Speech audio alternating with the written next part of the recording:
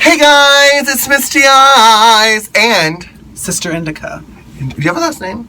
Just Sister Indica. Well, technically it's Sister Indica Sativa, the holy hybrid, but Indica's hard enough for people to get their mouth around. So you just kind of clipped paraphrased it. All right, she picked out and asked Misty, and we're going to answer this question. Hey Misty, so I have realized that I have a growing crush on one of my really good friends. I'm too chicken to say anything because I don't want to mess up our relationship, but I don't know what to do. Sister Indica, this is your pick. You can go first. Well, I will say from personal experience where I've developed feelings for friends, in every situation that I've either had feelings for them and told them about it, or I ended up just having sex with them because we just, both vibed and we had sex. It has, in every situation, completely ruined the friendship. So I would say, if you're asking me, you're asking Misty, but since I'm here, I'm going to answer as well. Yeah. I would leave it alone. It will most likely destroy your friendship. And if you have sex with them, it will make it very awkward in the future, no matter how open you are sexually. I just think you should let it go. Let it go. Find someone you're not friends with, unless they're giving you signals that they're into you as well, then that could be a potential budding relationship. But if it's a one-way street, I just wouldn't risk it, unless you just are okay with letting that friendship go. That's good advice. I kind of like it. All right, so my answer is kind of similar, but I'm going to start by saying I'm not at all surprised you have a crush on your very close friend. Unless you're coworkers, I think that there's got to be an attraction sexually for random strangers to become close friends. Close people. Really? Yes, I think at least a little. I'm not talking about like a girl and a gay. I'm talking about like for two men, especially gay men, to just suddenly become best friends and they don't hang out with each other, they don't see each other, they don't work together. There's got to be some chemistry or attraction. Who's initiating this relationship? Who's like, I really want to hang out with Sister Indica today? Someone's contacting the other person. And yes, you might truly become the bestest of bestest friends on both ways. This is a symbiotic best friend relationship. But I do feel that the reason you're friends is because one of you had fuel or a fire that was fueling your relationship. So friendships are usually based on one of you being attracted to the other. And I'm not talking about coworkers. People that spend 8 hours a day together are going to become close friends. I'm not talking about church camp counselors that are doing, the same job, or people spending hours and hours together in a situation. Especially men. Men don't need to communicate to become close friends. Men can sit together in a boat and fish for 18 hours and automatically become best friends and only having said hello and goodbye. Because men bond through time. Women bond through communication. They don't even have to be in the same room. They can talk on the telephone and become the bestest of bestest friends. One lives in Oklahoma, one lives in New York.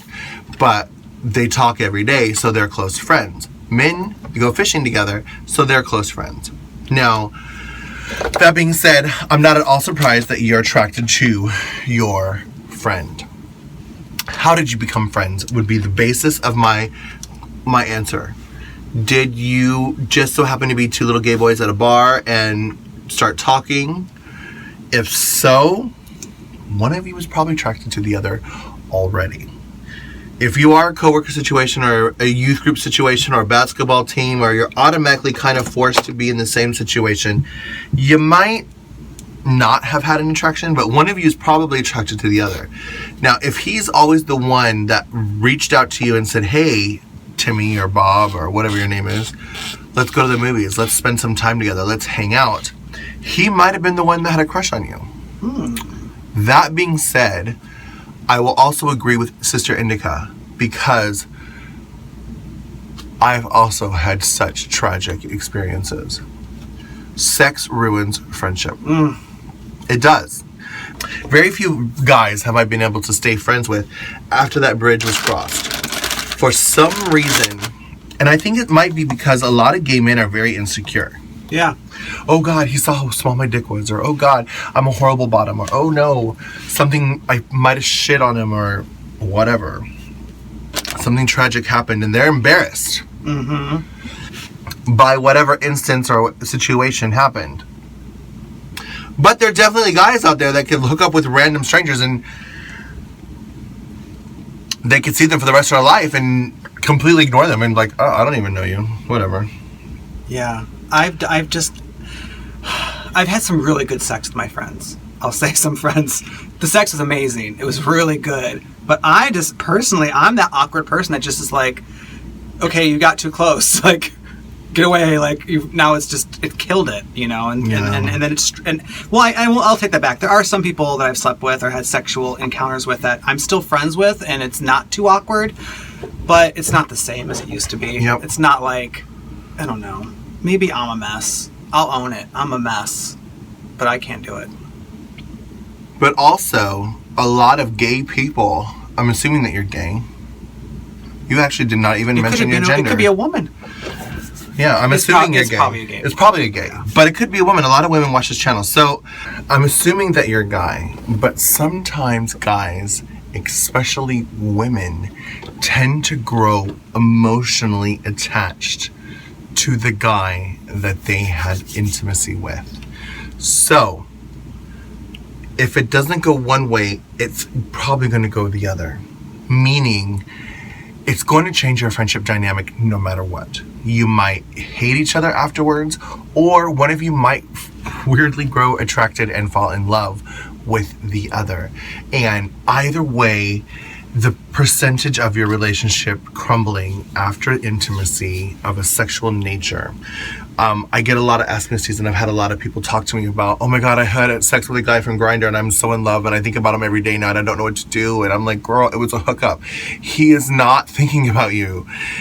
He's on to the next guy. He's totally trying to get laid with somebody else now, and you're pining over a random hookup. And if he spent any time in Palm Springs, he's probably had sex with like 10 different guys within a 6-hour period, because that's just what you do in Palm Springs. I mean, so hey, Palm Springs, remember me? Long story short, your relationship dynamic is going to change. It might be destroyed, or I'm just saying there's not that many happy ever afters.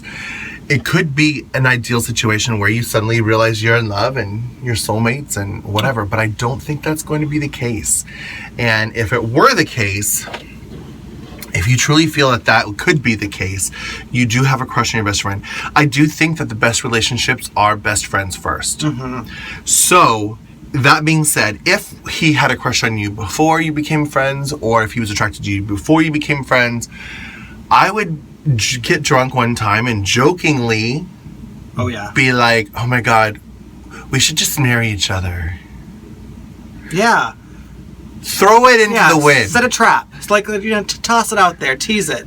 Kind of like a little closeted gay boy that goes, oh my God, that guy's gay. Oh, that's so disgusting. Just to see what their friends say about it. Like, that's not disgusting. I've got gay friends. Gay people are cool. And then you're like, oh God, my friends are cool with gay people. Or you just throw it out there to see how they react. Throw it out there. Toss a line and see if it's catch. Don't put yourself on that lure and throw it into the ocean. But randomly say, we should marry each other. We're so good together. What if we grew old together? I could see you being and see what happens. Throw him the ball. If he catches it and throws it back, you might have a game. But if he lets it fall, you need to let it fall as well. Yeah. And you need to be mature and man enough or woman enough to let that ball fall. Or trans enough. Or whoever you are enough. Everything. Be you. Whatever that is. Mm-hmm. And throw the ball, put the idea, plant a seed, and if it grows, it grows. And just know that both of us are telling you, if that ball's not picked up and if that seed does not grow, let it die.